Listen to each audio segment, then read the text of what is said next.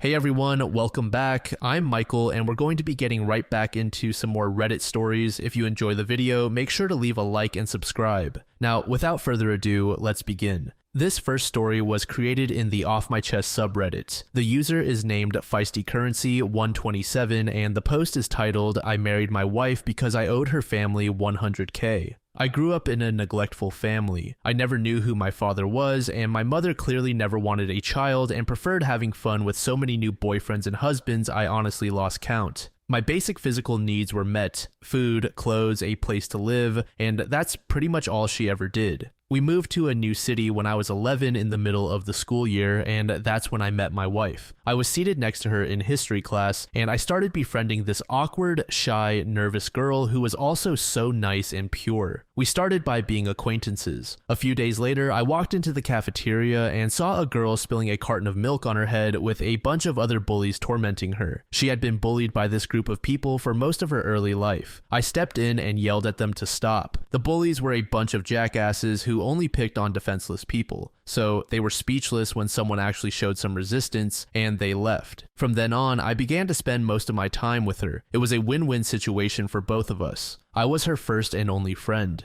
We used to sit together anytime we could. We ate together and hung out after school. She was no longer lonely, and the bullying with me around came down by at least half, although it did not stop entirely. I had peace of mind because I was stopping her from getting hurt, and she helped me escape the hellish emptiness of my house. I started to hang out at her place almost every afternoon to play video games or swim in her pool, and at night I would have dinner with her family. It was the closest thing I had to having a loving family. Hanging out with her was also pretty fun, and her personality gradually started to come out. Her family, which consisted of her mother and her aunt, warmly welcomed me, and I was almost instantly a part of their family, which is kind of insane when I think about it. Her family is loaded, and they used to spoil me with gifts even if I had a hard time accepting them. I cried the first time I had gifts on Christmas when I celebrated with them because my mother never once offered me anything. As years went by, the bond between me and my wife only got stronger. I was the first person outside of her family whom she could confide in, and she basically told me all about her personal issues concerning her sick sister, her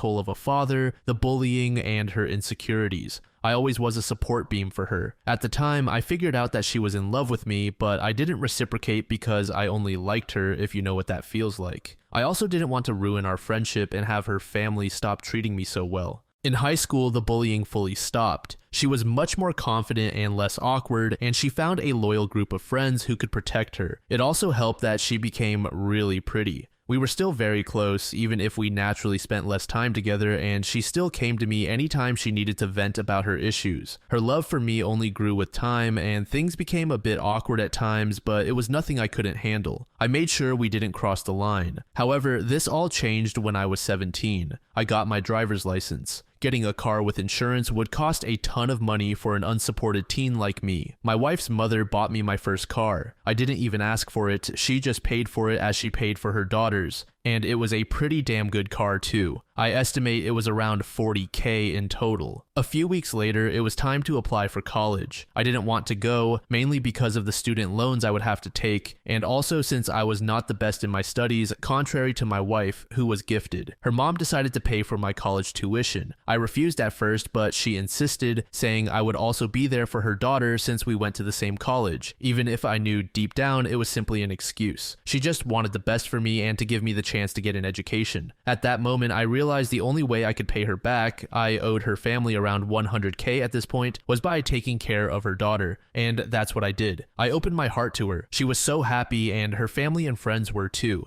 She was the one who confessed her feelings first. She was the one who kissed me first. She was the one who initiated our first time. She was the one who proposed. We've been married for 4 years now and together for 10. Our lives have settled. We moved to a beautiful place and are going to start trying for a baby soon. I still owe her mother for the money, but anytime I try to talk to her about paying her back, she brushes me off and tells me she considers me her son and won't accept a single cent I give her. Her words. The thing is, I like my wife and care for her, but she loves me so much, and I don't know what to do about it. She doesn't know it, obviously. She deserves someone better than me who would love her with all his might, but she is too passionate to realize it. Our lives are perfect, and I am so happy with her. I have never thought about cheating once. I'd honestly rather die than hurt her. To conclude, I am an average-looking guy with a low-income job who is married to a drop-dead gorgeous woman who has a PhD, an excellent job, is loyal, loves me with all her heart, and wants to build a family and spend the rest of her life with me. If I could take it back, I would, because she deserves someone better than me in every single aspect. I just feel like she is wasting her life with me. I do not want to end the marriage because even if I think it would be better for her to find someone else, it would absolutely crush her and her family, and I do not want that. It would also destroy me in so many ways that I do not want to think about it. I just wanted to get this off my chest. I am not even sure if I'm looking for any answers, but I would appreciate any constructive comments. Thanks for reading. I feel like there is a lot of context missing from here. We don't know very much about OP himself, more so just information on his wife. But based on what OP shared, it sounds like he has very low self-esteem, which is contrary to the fact that he stood up against bullies. But then again, that was when he was very young and a lot could have happened since.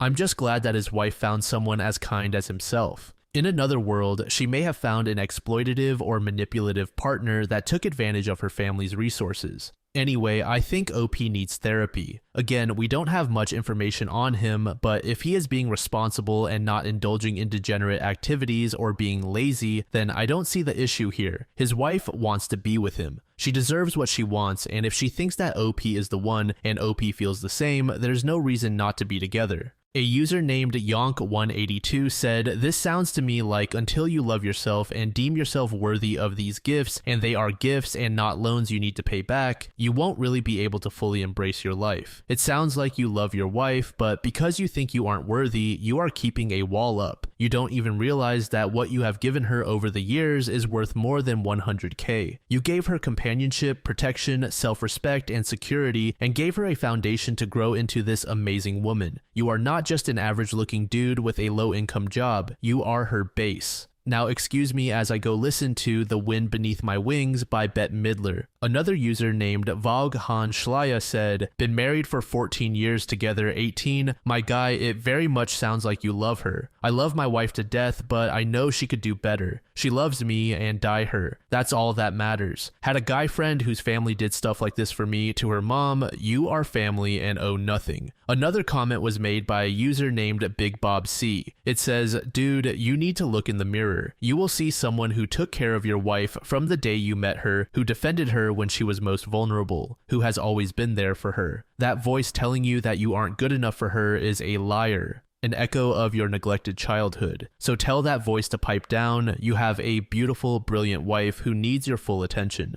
Another user named Dark Recess said, "You say she loves you far more than you love her, but I'm going to tell you that you're wrong. You won't accept that right now. You'll automatically shake your head at my reply as soon as you read it, but in time, you'll come to understand what I'm saying is true. You stood up for her when nobody else would. That planted the seed. Then you spent time with her and got to know her, which gave you the friendship, which was the foundation of love. Sure, the investment her family made in you felt and still feels like a massive obligation that you'll never be able to repay, but even as your childhood trauma was telling you to run away from the first truly safe person and family you'd known, you still held on and stood by her side. That was the first glimpse of you loving her. You've shared laughter and tears and frustration and anger and are now married, and somewhere along the way you truly fell in love, but are terrified to actually feel it, that in case the other shoe drops and everything is ripped away. You know how I know you're in love with her as much as she is with you. Because I bet everything I own and everything you own that every time you even begin to think of life without her, you get a god-awful hollow feeling in your chest and your stomach feels like it just dropped out. I bet even the thought fills you with a kind of horror that makes you want to cry your heart out rather than even begin to follow those thoughts to a conclusion. That's love, stupid. It isn't flashy, it isn't fireworks and glitter like you see in movies. It's being side by side with someone you can be yourself with and who does their very best to lift you up just as you try to lift them up. It's holding hair out of the way when they throw up during illness or rubbing their back when they ache from doing too much. Love is working with your person when they're so angry they can't think straight until that anger has dissipated and they laugh at how stupid it was to get worked up. It's cooking something simple when neither of you can be bothered and giggling when it doesn't go quite as you planned. It's laughing together at something and only you two understand why it's funny. Love is finding the person whose edges fit well with yours and not only accepts those edges but loves them because they're part of you. You may not think you're good enough for her, but she thinks it enough for the both of you until you can. Let go of your past, push the anxieties back, and just try be there in the moment with her and enjoy every second. In time, you'll recognize that you found love in a place you didn't expect and that you actually do deserve it. User Signal Historian 456 said, "Mate, you love your wife with every fiber of your being. This woman sounds damn smart. Not just book smart, but also emotionally, and she would have seen this from miles away. Love isn't all butterflies and roses. Love is a solid foundation, a decision you make every single day, a fight, a war sometimes,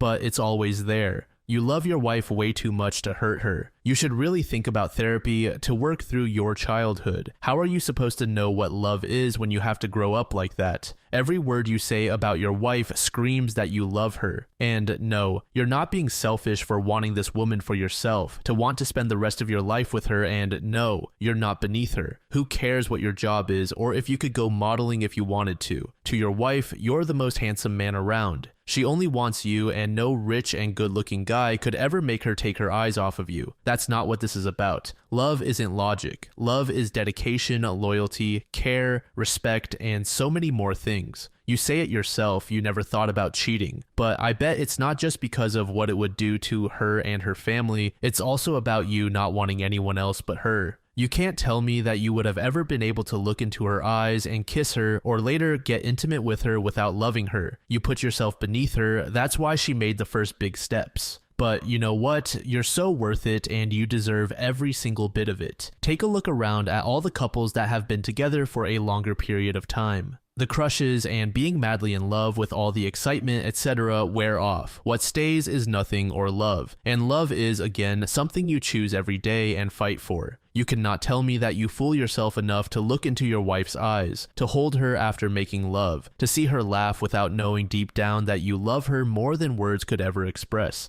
that she's your person. This wasn't some fairy tale story where you saw her and that was it. It grew with time, slow and steady, and yes, you wouldn't have dated her if her mom hadn't invested this money, but just because you don't think you're good enough, your wife would have never done any of this with you, any of all those steps in the past 10 years, if she didn't know 100% that you love her. If she wouldn't feel your love. You're worth it. A user named iPlayRS sometimes said, "As a former therapist, it pains me to read your story and I feel for you. Growing up in a neglectful family can really impact your self-image and worth. How your wife views you is entirely different than how you view yourself. Even if you were the best husband in the world, your current self could never see yourself in that way. You are worthy of giving love and receiving love just as everyone else is. There could potentially be trauma from your childhood that you need to work through and process. If you ever feel up to it, maybe try some therapy at some point. It's as bad as it is stigmatized to be." Then user like nothing is said, "Sweetie, you don't owe her family. Your wife's mother saw a child who needed help and a stable, healthy adult in their life, and she was able to provide those things for you emotionally and materially. She told you herself. To her, you are family, and family takes care of each other. Please believe her. And for your sake, that of your wife, your marriage, and your future child, please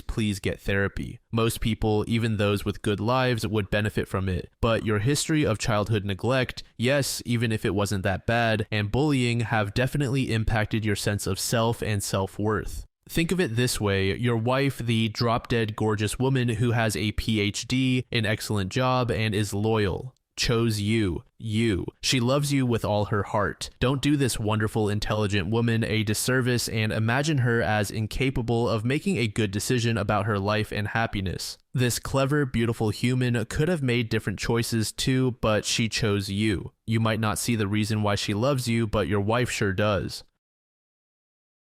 This next post was made in the Off My Chest subreddit by a user named Noah Trevor. The post was made less than a week ago and is titled, "Should I Delete My 6 TB porn Collection?" I've been downloading P for at least 10 years, usually deleting the hard drive after a certain point. But since lockdown, I've amassed 6 terabytes of hardcore, some extreme but mostly vanilla P. Downloading it became a ritual, a way to watch P without watching P. A safe zone. But now I have support to break free from this addiction, and someone suggested I delete the drive. However, it is my precious. I have deleted similar drives before, but always ended up regretting it and re-downloading everything. I'm scared that if I delete this one, I'll just fall back into the same pattern. It feels like letting go of this hard drive is letting go of a part of my comfort zone, and I'm not sure how to handle that. Why do I fear letting it go? Why am I so afraid of not being able to watch P ever again? No, I won't stream. If I'm to watch P, I want HQ, so download. It has been such a huge part of my life and coping mechanism. Has anyone else faced this kind of situation? How did you handle it? Did deleting your stash, not necessarily P, help in the long run, or did you end up going back to old habits?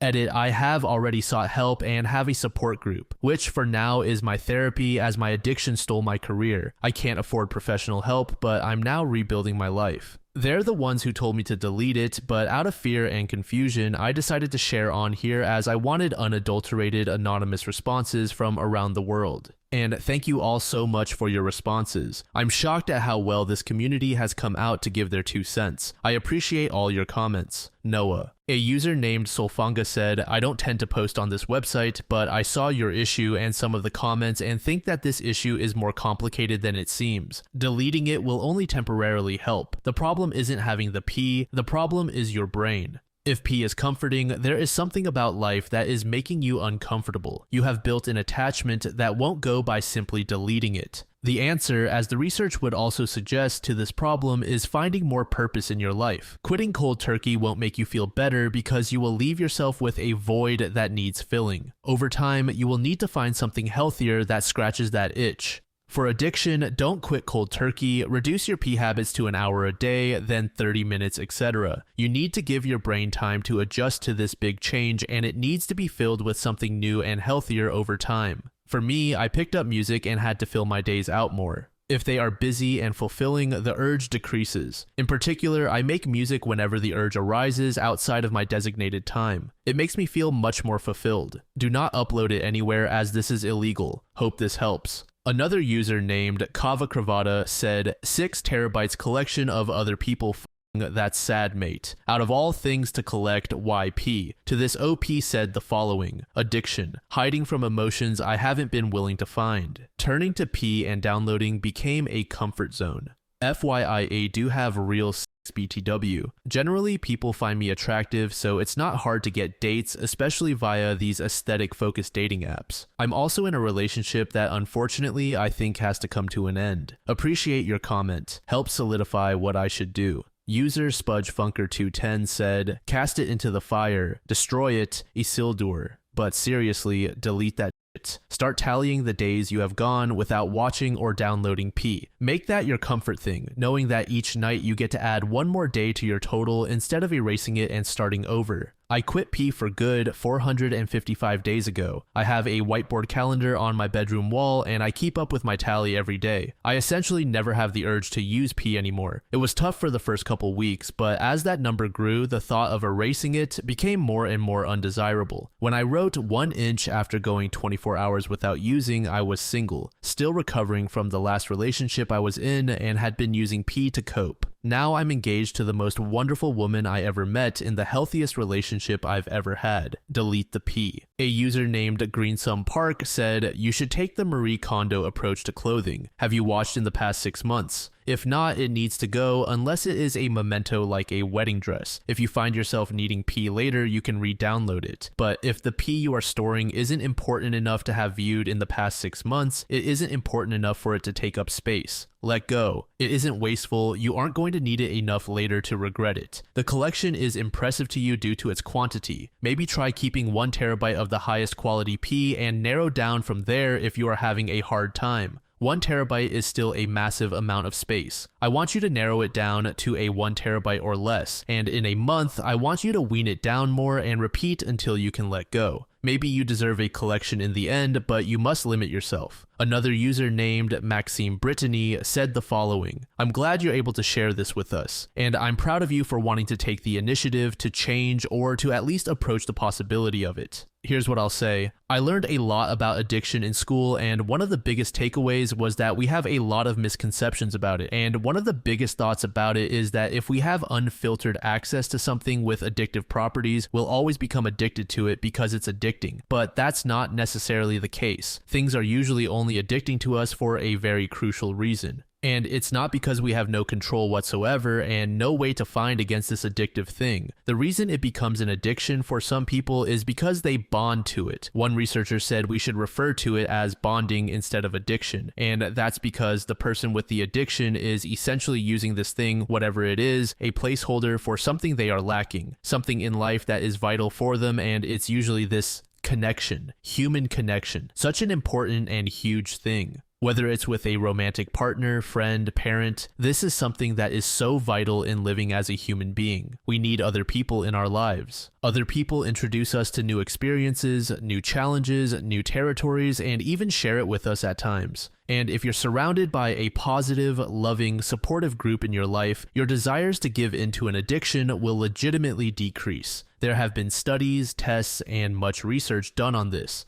So I say all this to say, find that void. The void that's empty and you're adding the placeholder of P into. Maybe it's not lack of people around you. Maybe it's something else. Whatever it is, pinpointing the area in your life that lacks something is such a huge first step, because there's no shame in expressing the need to fill that space. We all need, want, and desire something in our lives. Could even be more than one thing. But it's knowing how to fill them with the right things. Productive work, lucrative interests, creative hobbies. I saw another one of your comments saying that you'll start hoarding something else. That can be a good redirection, but getting to the root of the problem feels like the better option. I also suggest seeking some professional help. There are many ways to go about helping you, so I think, yes, you should delete it, and it won't be easy. You'll want to re-download it. It's your comfort zone. But it's being in that uncomfortable place that tells us that we're working toward a greater goal and doing the work that'll benefit us in the end. When you find yourself feeling that way, verbalize it. Yell it out loud. Say, I really want to download some P right now, but I know I shouldn't, and it makes me uncomfortable, and that's okay. Progress isn't linear, and it won't happen overnight. Just keep being patient with yourself. Maybe try to do it little by little. Delete some today, then delete some in another 3 days. Do what you can. You deserve the best life for yourself, and I believe you can obtain it. God bless and good luck.